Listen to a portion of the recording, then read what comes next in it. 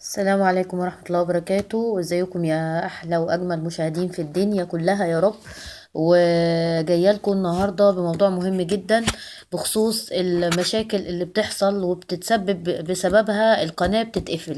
يعني لو انت عامل قناة لنفسك وعديت الاشتراكات وعديت 4000 ساعة، وجيت بعد كده بصيت لقيت نفسك قناتك حصل لها اغلاق او حصل مشاكل ايا كانت المشاكل اللي حصلت، ده بيكون بسبب حوالي 8 مشاكل هتحصل معاك او انت عملتها. ولما بيتقدم قناتك للمراجعة، وطبعا قبل ما بتتفعل اشتراكك لازم القناة بتاعتك تتقدم للمراجعة. يعني ايه الكلام ده؟ انا مش فاهم. بمعنى ان انت دلوقتي فتحت قناة، القناة دي دهيت انت لسه فيها مبتدئ مثلا، وابتديت تشتغل على نفسك فيها وبتاع، وفضلت فترة واتنين وتلاتة لحد ما قدرت انك انت تجمع ال4000 ساعة وقدرت تجمع الاشتراكات المطلوبة منك، وفجأة جت القناة بتاعتك وقفت تماما او تم اغلاق القناة. طب ده سببه ايه؟ انا مش فاهم. انا عايز اعرف انت عايزة تقولي لنا ايه. هقول لك يا سيدي، بس قبل ما ابتدي بموضوع النهاردة واعرض عليكم المشاكل اللي لو انت مشيت عليها ومنعتها وما عملتهاش، ان شاء الله قناتك هتبقى في اقرب وقت هتتفعل. وعلى فكرة انا اعرف ناس كتير جدا ربنا كرمهم وفي مدة قصيرة جدا ان هم قدروا يحققوا الشروط، وقدروا ان هم ينجحوا في القناة، وقدروا ان هم يفعلوا ال ال الاشتراك ويجيبوا ال4000 ساعة ويعدوا ده كمان بكتير جدا. انا اعرف ناس كده كتير والله، ربنا كرمهم اشتغلوا على نفسهم وتعبوا ووصلوا للايه، للحاجة دي. انا لسه ببتدي بقول يعني ايه يا هادي ومش يائسة. يعني انا لسه بحاول ابتدي وبحاول اشتغل على نفسي واشوف ايه المشاكل اللي هتقابلني واتجنبها، بحاول اتجنبها. انا برضو المشاكل اللي هقولها لكم دي هي انا برضو في الاول وقعت فيها، ما اقدرش انكر ان انا برضو اتحطيت فيها في الاول. بعد كده ابتديت اخلي بالي، فمن بعدها الحمد لله الاشتراكات على الاقل اللي عندي البسيطة لسه لغاية دلوقتي الحمد لله ما حصلهاش اي حاجة. طول ما انا ماشية على الخطوات دي انا ما مش ما يعني ان شاء الله باذن الله مش هيحصل اي حاجة ليه، ولا هتتقدم قناتي للمراجعة. يا ريت قبل ما نبتدي وندخل في الموضوع على طول، يا ريت ما تنسوش تفعلوا الجرس واشتراك ولايك وتشيروا يا ريت الفيديو لكل الناس، لان الخطوات دي لو كل الناس اللي عملت قناة على اليوتيوب مشيت عليها ان شاء الله باذن الله، يعني في اقرب وقت، والله في اقرب وقت وفي اسرع وقت ممكن، ويمكن ممكن يكون في شهر او في شهرين. شهرين عشان ما اكونش بكدب يعني وما اكونش بهول، اقل حاجه هتبقى شهرين بالنسبه لكم. اللي هيجتهد على نفسه طبعا واللي يقدم فيديوهين وثلاثه وبس يمشي على الخطوات دي ان شاء الله مش هيحصل معاه اي حاجه خالص، وهتفضل القناه بتاعته مفعله، وهيدخل ان شاء الله في المراجعه وبعدها باذن الله تتفعل قناته. ونقول بسم الله الرحمن الرحيم ونبتدي بأول حاجة. أول حاجة إنك أنت ما تقدمش محتوى يكون غير لائق أو غير مرغوب فيه، أو محتويات المخادعة. يعني إيه المحتويات المخادعة؟ يعني المحتويات اللي ملهاش أي لازمة. يعني ما تروحش تطلع حاجة ملهاش أي لازمة، يعني مش هتفيد الناس اللي هتخش عندك أو تتفرج عندك عليها. ممكن في الأول تفرح بنفسك إنك أنت مثلا نزلت فيديو اتنين تلاتة، تبص في الأول تقول، فتلاقي بقى الناس بتشترك وبتاع في الاول، وبعد كده تبص تلاقي الاشتراكات قلت والناس ابتدت تبعد وما بقاش فيه بيحصل زي الاول اهتمام بالموضوع ده. وبعد شوية هتلاقي نفسك خسرت تماما القناة بسبب ايه؟ المحتوى اللي ملوش اي لازمه اللي انت بتنزله. فلازم لما تيجي تنزل لازم محتوى يكون بتاعك انت، انت اللي مصممه من الاول من البدايه للنهايه. ما اروحش اجيب مثلا من على الفيس او اروحش اجيب حاجه من على اي قنوات تانية واروح منزلها واقول ايه، ومثلا يعني اغير في شويه حاجات فيها واقول لك بس دي بقت بتاعتي وتمام ومش عارفه ايه وكده. لا طبعا دي محتويات ملهاش اي لازمه. وفي برضو حاجه تاني زي المحتويات دي اللي هي بتاعت اللي هي بتبقى عامله زي مثلا انا دلوقتي بستسهل ومش عايز ان انا اقعد اتعب في نفسي وادور على حاجه مفيده. زي مثلا في ناس كتير جدا بتخش مثلا تجيب ملخص مطوشه، ناس بتجيب اي حاجه خاصه بماتش، خاصه بفيلم، زي مثلا انك انت تروح عامل منزل فيلم لنفسك، مثلا منزل فيلم يعني منزل جايب من موقع فيلم ومفهم الناس، كاتب كده على يعني بيانات غير مرغوب فيها. دي اسمها بيانات غير مرغوب فيها، انك انت بتكتب على الصفحة بتاعتك او على الفيديو اللي انت منزله بنزله. انا هنزل يا جماعه النهارده برنامج او هنزل فيلم كذا او فيلم العربي كذا، فيجي الناس تخش عندك تبص تلاقي الفيلم عباره عن بالظبط 10 دقايق، والعشر دقايق دول مش فيلم، حته من فيلم معين وملهاش علاقه بالفيلم اصلا. دي اولا لما بتخش القناه بتاعتك للمراجعه، اول ما بتشوف الحاجات دي بتتقفل قناتك على طول. فيا ريت يا جماعه تخلي بالكم من النقط اللي بقولها دي كويس قوي، وتتابعوا معايا لاخر الفيديو، لان صدقوني كل اللي بقوله ده حصل فعلا. الناس ما تاخدش كلامي باستهزاء وتفتكر اني بقول كلام وخلاص، لا. اللي يمشي على الخطوات دي كده منع عن نفسه الاذى، او ما يضيعش تعبه اللي تعبه طول الفتره اللي فاتت.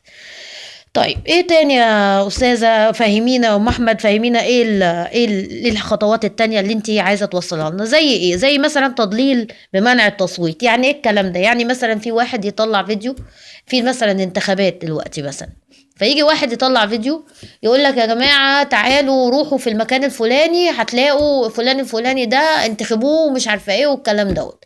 فتيجي الناس تروح على العنوان فتلاقي المكان، يعني الفيديو معمول على ان الناس تروح على المكان ده، ويتضح بعد كده ان ده مش حقيقة. ده اسمه تضليل.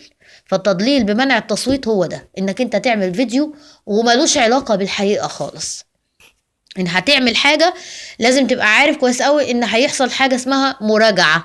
في مراجعة لو دخلت ولقت عندك فيديوهات غير مرغوب فيها، او فيديوهات فيها تضليل، او فيها انت عامل محتوى غير مرغوب فيه، بيغلقوا القناة لوحديهم. فما تستغربش لما تلاقي فجأة القناة اتقفلت وتقول انا قناتي اتقفلت ليه، ده انا عامل وعامل وعامل فيها.